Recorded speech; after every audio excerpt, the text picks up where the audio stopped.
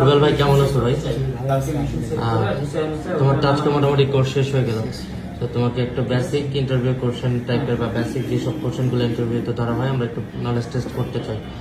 তুমি আমাকে বলো তো একটা এসপ্রেসোর রেশিও কতটুকু হয়? 1:2। এসপ্রেসো একটা সঠিক সময় পড়ার জন্য কতটুকু সময় নিতে পারে? 25 থেকে 30 সেকেন্ড। ওকে, একটা এসপ্রেসোর কোয়ান্টিটি কতটুকু হওয়া উচিত? 36 ml। 36 থেকে 40 ml না? তুমি কি মক্কা নাম শুনছো? মক্কা কিভাবে বানাইতে হয়? Chocolate base coffee. কিভাবে বানাবো আমরা? চকলেট সস অথবা চকলেট পাউডার এসপ্রেসোতে মিক্স করে স্টিম মিল করে অ্যাড করতে পারি। ওকে, তাহলে তুমি মক্কা তৈরি করার জন্য চকলেট যেটুকু, চকলেট কতটুকু কোয়ান্টিটি দিতে পারো? 20 থেকে 30। কাপ সাইজ ডিপেন্ড করে। তুমি কি জানো একটা লাটের কাপ সাইজ কতটুকু হয়? 240 থেকে 360। তুমি কি বলতে পারো ক্যাপাচিনোতে কি বেশি দিতে হয়? ক্যাপাচিনোতে হ্যাঁ, কি বেশি? কিছু না, কিছু বেশি না। সব সমান। তাহলে লাটে আর ক্যাপাচিনোর মধ্যে পার্থক্যটা কোথায় হবে? Milk foam. মিল্ক ফর্মটা ওইটাই বেশি দিতে হবে, এটাই বোঝানো হয়েছে। আচ্ছা, মিল্ক কম কম বেশি এটা ডিপেন্ড করে হচ্ছে কাপ সাইজ। কাপ সাইজের উপর করে। কর্তাদো নাম শুনছো? কিভাবে বানাইতে হয়? আপনার মিনি ক্যাপাচিনো। আচ্ছা, মিনি ক্যাপাচিনো আমি তো বুঝলাম, মিনি ক্যাপাচিনো এক্সপ্লেন করবে কি? এসপ্রেসো আর এসপ্রেসো যতটুকু কতটুকু মিল্ক। তাহলে হচ্ছে কাপ সাইজের ছোট হয়ে যাচ্ছে নাকি? আচ্ছা, পিকোলো নাম শুনছো? কিভাবে বানাইতে হয়? এখানে রেস্টেতে দিয়ে অনেক। তাহলে what is the difference between cortado and piccolo? Piccolo হলো আপনার এসপ্রেসো দিয়ে আর কর্টার হলো এসপ্রেসো দিয়ে আর রেস্টেট হলো পিকল হলো রেস্টেট দিয়ে। গোলমাল হয়ে যাচ্ছে। V60 নাম শুনছো? জি। কিভাবে বানাইতে হয় একদম পুরো ইন ডিটেইলস বলবা। বিসিসি আপনার কালেক্টর লাগবে, ওকে স্কেল লাগবে, ওকে তারপরে উপরে ড্রিপ লাগবে, ওকে পেপার ফিল্টার লাগবে। ওকে এগুলো সেট আপ করে তারপরে প্রায় কফি গুঁড়ো লাগবে, ফাইন মিডিয়াম ফাইন সাইজ 20 গ্রাম, রেশিও 1:50। তারপরে দিয়ে এটার গোসমেট কেটেলে 88 থেকে 92 তাপমাত্রায় পানি দিয়ে আস্তে আস্তে ঘুরে ঘুরে তারপরে কফি নির্দেশটা বের করে দিই। ওকে, তো একটা আইস ড্রিপ কফি বানাবো কিভাবে? এখন তুমি তোমার কফি শপে দেখলা V60 নাই লেখা আছে আইস ড্রিপ কফি। আইস ড্রিপ B60 পুরো বার, এটা B60। রাইট, এটা কিন্তু অনেক সময় কনফিউজ হয়ে যায় যে আইস ড্রিপ আবার কোন কফি। কোল্ড ভিউ নাম শুনছো? জি। কিভাবে বানাইতে হবে? কোল্ড আপনার ভিজিয়ে রাখতে হয় রুম টেম্পারেচার পানিতে, এটা রেশিও 1:7। ওকে, আচ্ছা, আর ডিজাইন না পারলে চাকরি হয় না? চাকরি ডিজাইন ম্যাটার না, কফি বেসিক নলেজটা জানতে হবে। বেসিক নলেজ জানতে হবে, কফি তোমার হচ্ছে রেসিপিগুলো সেগুলো জানতে হবে। তুমি কি আমেরিকানো নাম শুনছো? কিভাবে বানাইতে হয়? Americano espresso plus hot water. Okay, একটা হচ্ছে এসপ্রেসো দিলা, তার সাথে হট ওয়াটার অ্যাড করলাম, কিন্তু কোয়ান্টিটি কতটুকু সেটা বললাম না। 70% গরম পানি আর 30% এসপ্রেসো। Good, very good. আচ্ছা, একটা কফি শপে কি কি থাকতে পারে মূলত? ওর পিছন থেকে দীপু দেওয়া যায়। দীপু ভাই ভালো আছেন? মেনুতে হ্যাঁ, মেনুতে একটা কফি শপের মেনু বেসিক্যালি কি এসপ্রেসো ডিপেন্ড থাকবে, করে? Double espresso, Americano, black Americano, তারপর থাকবে লং ব্ল্যাক, লং শর্ট, কফিও থাকতে পারে। ওকে, তারপরে ফ্লেভার লাটে থাকতে পারে, লাটে Okay. ফ্লেভার লাটে। আর কি থাকতে পারে কফির পাশাপাশি? কি থাকতে পারে? বিস্কিট থাকতে পারে, কেক থাকতে, সুইচ কেক থাকতে পারে, চিজ কেক আইসক্রিম থাকতে পারে, থাকতে ক্রিম পারে। রোল থাকতে পারে, কুকিজ থাকতে পারে, Cookies থাকতে ডেজার্টের পারে, মধ্যে dessert ব্রাউনি থাকতে থাকতে পারে। পারে, এই টাইপের কিছু থাকে। হ্যাঁ, আচ্ছা, মোহিতো কিন্তু থাকে জানো? মোহিতো। মোহিতো বানাই কিভাবে? ওইটা আপনার বেসিক জিনিস লেমন, লেমন, তারপরে মিল্ক, স্পেস করে, তারপরে বরফ দেওয়া, তারপরে সোডা দিয়ে। আচ্ছা আচ্ছা, তাহলে তো তুমি মোটামুটি সবই একটা আইডিয়া পাচ্ছ। তুমি কি কফি ম্যানেজমেন্টের ক্লাস কিভাবে অর্ডার নিতে হয়, কাস্টমার বুঝতে পারবা? আচ্ছা, গ্রেডিং কিভাবে দিবা একজন গেস্ট ঢুকলে তোমার শপে? গেস্টকে ব্রিং হলো ওয়েলকাম জানাবো, হাসি মুখে কথা বলবো, কি চাই কি বলে সুন্দরভাবে বুঝিয়ে দিতে হবে, পরিষ্কার করতে হবে। ওকে, এখন একটা কফি শপের মেইন পার্ট হচ্ছে একটা এসপ্রেসো মেশিন। এসপ্রেসো মেশিন পরিচর্যার জন্য আমাদের কি কি দিক খেয়াল রাখতে হবে?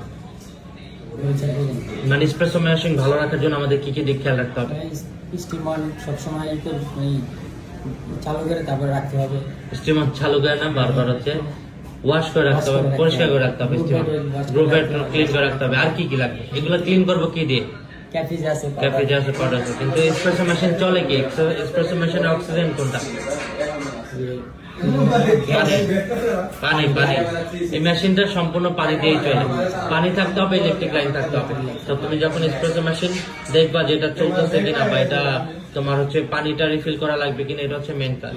এরপর হচ্ছে মেশিনের আশেপাশ সহ পুরো টেবিল অ্যাক্সেসরি যা আছে সবকিছু নিট অ্যান্ড ক্লিন থাকতে হবে। আচ্ছা, এসপ্রেসো মেশিনের কয়েকটা পার্টসের নাম বলো আমাকে যেগুলো দিয়ে কাজ করে একজন বারিস্তা। ওয়াটার ফিল্টার, রুফেট, drip tray, cup warmer, steam wand, grinder থাকে পাশে। ওকে, গ্রাইন্ডার অ্যাক্সেসরিজ গুলো কি কি হইতে পারে? Bean hopper, grind size adjustment, adjustment, তারপর ব্লেড থাকে নাকি? আর কি থাকে? কফি গুঁড়া করে। কফির গুঁড়া কেমন সাইজ করে নিতে হয়?